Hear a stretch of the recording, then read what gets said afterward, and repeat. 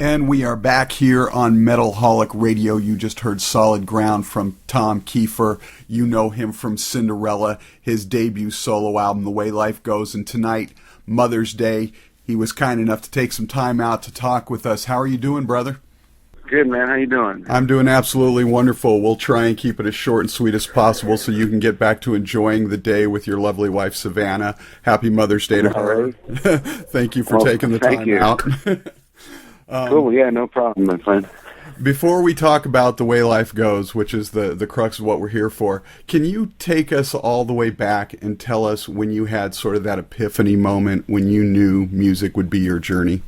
Well, I don't know if there was one epiphany. I started playing guitar when I was about 7 or 8, and I had seen the Beatles on TV, and there was also around that time when I was a kid that show The Monkees, which was the television rock band that I just loved, you know. And those are the two things that made me want to pick up the guitar. So my mom had a teacher come to the house, and he taught me how to, you know, play guitar a little bit. And I guess if there was any epiphany moment was from that point on when I got a little bit older and I heard like Led Zeppelin and, I don't know, Rod Stewart and Aerosmith and all that kind of hard rock stuff is when I think I was like, okay, I could get used to this. So I started playing in garage bands and covering Stones tunes and stuff. And I think at that point, you know, when I was like early teens, you know, I thought, this is what I want to do. Now, the Way Life Goes has been a long time in the making. You've been talking about this since the 90s. What finally brought all the pieces together? I finished it, I guess. There wasn't any like grand plan, you know. I started thinking about it in the 90s when Cinderella had parted ways and we'd lost our deal with Mercury and the whole music scene was changing. I started writing songs then for it, eventually moved to Nashville in about 97.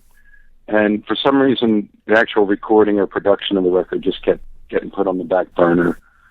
But I kept writing songs, you know, and I had a really creative period of time when I was writing songs from about 95 to like 2002. And I came back to the idea of doing the record in 2003 when Cinderella was tied up in a legal battle with a record company and we weren't legally permitted to record together. So I thought, okay, well, this would be a good time for me to do my record. And I produced it independently of a label because after what we were going through with Cinderella, I didn't want to deal with labels or lawyers or any of that nonsense because I'd had that up to my eyeballs. And we were still in the middle of that battle. So producing the record independently of a label is a catch-22 because you don't have any deadlines or release dates, no budget restrictions really because we were just kind of spending, I'll say, private money. And nobody breathing down our neck trying to tell us, you know, hurry up or finish it. So that was a nice luxury to have because I really feel like I, you know, got to leave no stone unturned, if you will, in the making of this record, which I'm glad we approached it that way. But, you know, when you have that amount of freedom, you're going to use it, and we certainly did. And I produced this record with Savannah and a really good friend of mine, Chuck Turner, who was a Nashville producer and engineer. And the three of us just were thick as thieves for nearly 10 years in the studio, just pushing this music around and recording and re-recording and rearranging and mixing and remixing until we felt it was right. And one day I woke up and pressed play, and I liked what I heard coming out of the speakers, and off we went. And being that it's Mother's Day, we'll talk about Savannah for just a moment, because you said she co-wrote a lot of the stuff on this. She co-produced it with you. What's that dynamic like, working with your wife on something that's so personal to you with the person that you're probably the most connected to? It's really easy. I mean, that's the best way I can put it. We both musically are coming from the same place.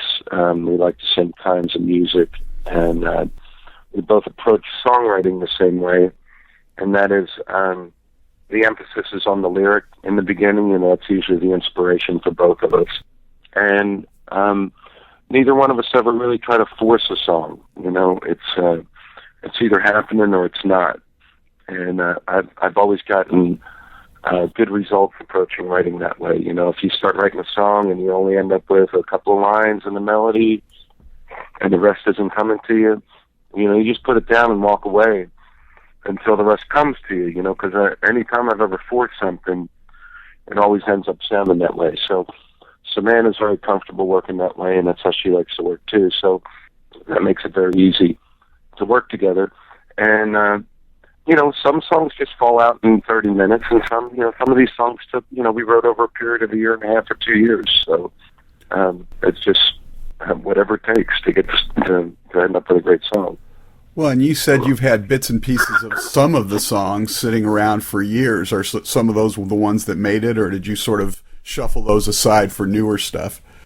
No, I kind of have this natural kind of filtration process that I've used always.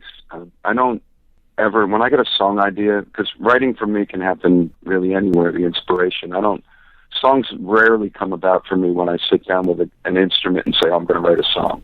Usually nothing happens. So for me, it's more like I'm driving down the road, or I'm on an airplane, or I'm in, aisle 6 at Home Depot, and you get an idea in your head. You get a lyric or a title, and you start to hear a melody, and then you're racing for an instrument to finish that song.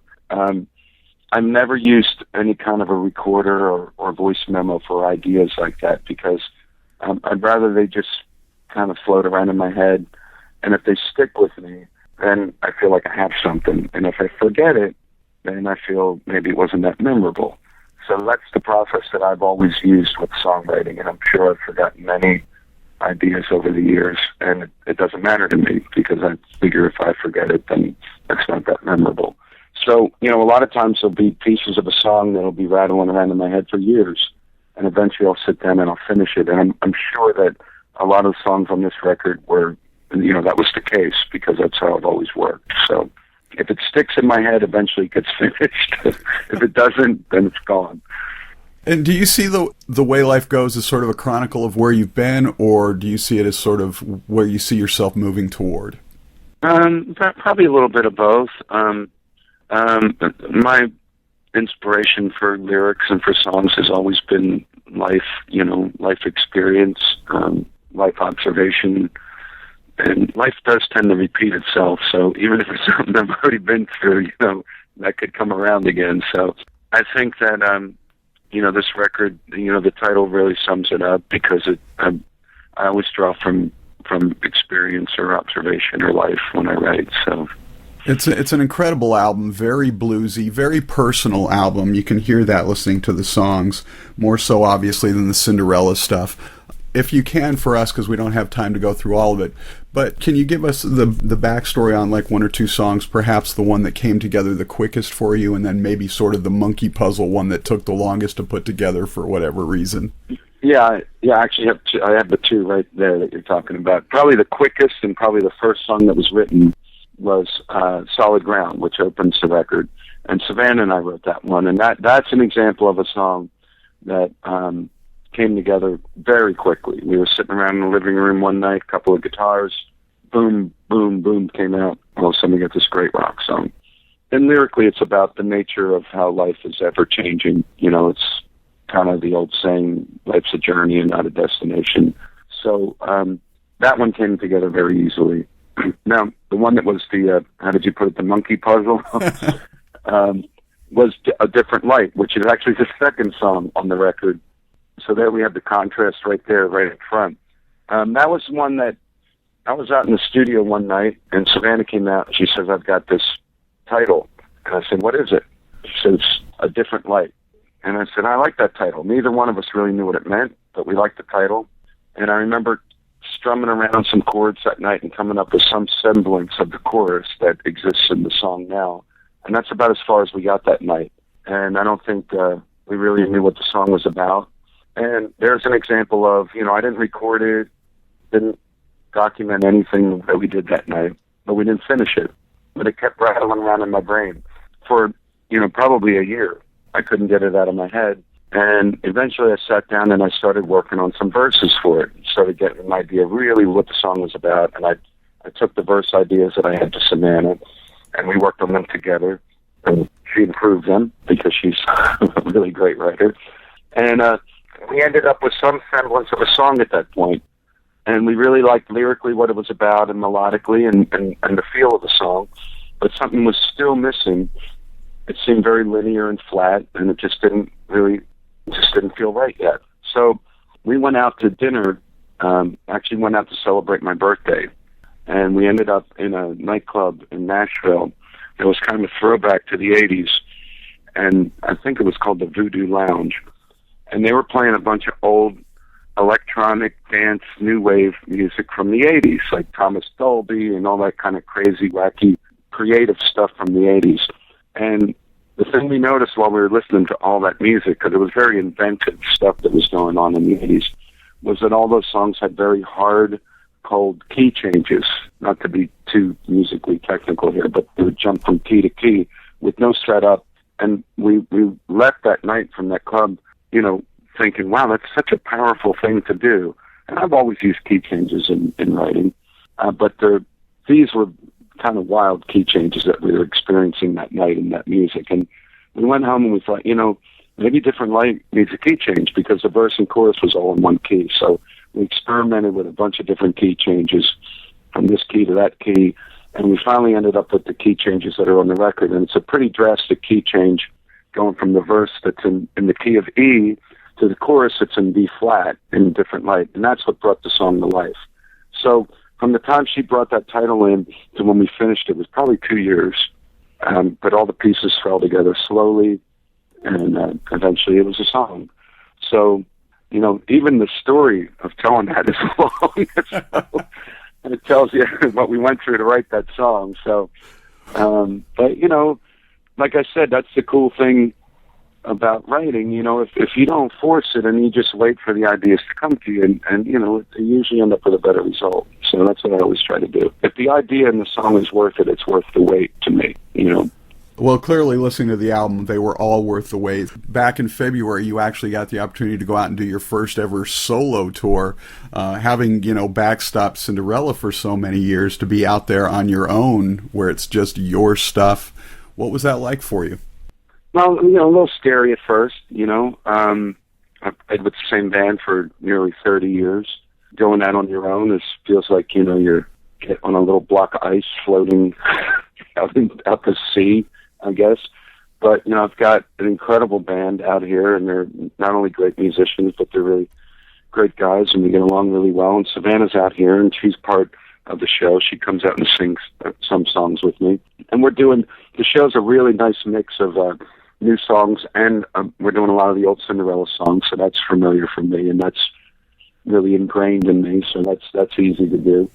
So, I got used to it. It took a few nights in rehearsal to really settle into the idea, but we rehearsed for, probably a month before we even went out in February, to really just kind of become a band, and it feels really good. We're really having a good time out here. Awesome. Tom Keifer of Cinderella, of course, and now solo with his new album, The Way Life Goes. Thank you so much for taking the time on Mother's Day, no less. Have a wonderful evening, and we look forward to seeing you on the road. All right, man. Thanks for having me on.